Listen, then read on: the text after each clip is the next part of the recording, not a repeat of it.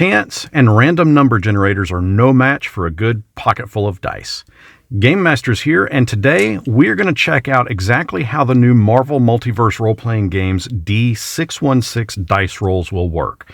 No, it's not rolling 616 dice. It actually only takes 3 six-sided dice. The book describes that at some point, probably closer to the release of the final product, they will make official Marvel dice available, but for now they recommend just grabbing 3 D6s with 2 of them of one color and 1 of another.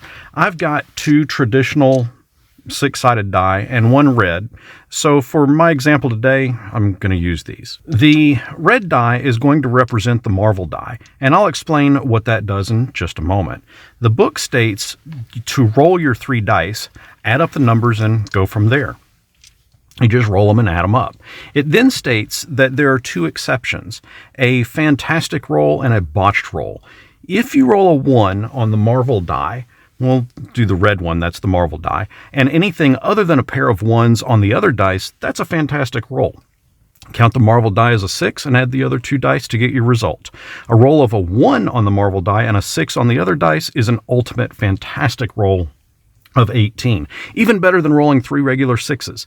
This is Marvel's game equivalent of rolling a natural 20. If, however, you roll a 1 on all 3 dice, this is what's called a botched roll. Count the Marvel die as a 1, and your roll equal 3, the worst possible result. You automatically fail at whatever you were attempting, and something particularly bad is going to happen. This is the Marvel game's equivalent of rolling a 1 on a D20. That explains what the D616 system is, but I want to now explore what that all means and what you can actually do with those rolls. Before we jump deeper into the mechanics, I'd love to ask that if you're enjoying this video, to please hit that like button, give it a thumbs up. It helps me get these videos out to more eyes, and I thank you kindly for that. With other role-playing games, dice rolls are what provide that element of random, a sense of danger, something that will keep you on the edge of your seat. This game is no different in that regard. If you want to attempt to swing on your web and land on Rhino's back while he is charging the Silver Surfer, you're going to have to roll for that. You'll make your roll, add up the numbers, and apply your action modifiers. The narrator will calculate Rhino's action modifiers and the circumstantial modifier. In this instance, it's Rhino running. And once all the math is out of the way, the resulting action is described. If there is an element that isn't specifically described as having an action modifier number, there is a nice little chart provided called Target Number Modifiers by Adjectives. Yeah, kind of wordy, I know, but in this essence, this is for the narrator to reference and determine how difficult the task will be. Target numbers range from 8 to 40 and are more or less used to determine the overall difficulty of accomplishing a specific task. We'll use Rhino charging as our example again, but this time make him charging the Silver Surfer while on top of a moving bus. So you're going to swing onto the scene, and you want to jump onto Rhino's back while he's running, while on top of a moving bus.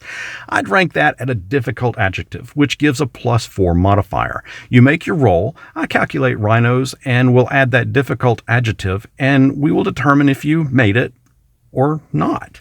Remember, if you roll a 616 with the Marvel die coming up with a 1, you automatically land on Rhino's back. If, however, you rolled all 1s, you likely have just missed him and slammed into the side of the bus, or worse. There are 2 additional elements to keep up with when rolling, and that is edge and trouble. Edge and to use Dungeons & Dragons terms would be like advantage, whereas trouble would be closer to disadvantage. In the course of the game, you will gain edge. This can allow you to re-roll a bad die roll, and you can actually gain multiple edge opportunities. Of course, you may also encounter times where you will gain trouble, and the narrator can actually choose for you to re-roll an otherwise great die roll. And sometimes another player can have you do this as well. I'm not particularly fond of trouble. I don't like having players re-roll a great roll. I get and understand there needs to be an element of risk and danger, but in a system that is already based on chance and luck rolling the dice, I think that that's already going to happen. Running with 3 dice is nice. In all the combat actions and all the other things I've tested so far, the D161 system works overall. Yeah, there are elements that certainly need to be polished, but I think there is great potential here. One thing to keep in mind too, unlike D&D, you don't use the dice to determine your ability scores. And if you'd like to see how you do determine those, I made a great video where we created a character, Superman, and you can check that video out here. What element of the book or playtesting would you like to see covered next? Let me know in the comments below, and until next our paths cross, may your next target number be as low as possible.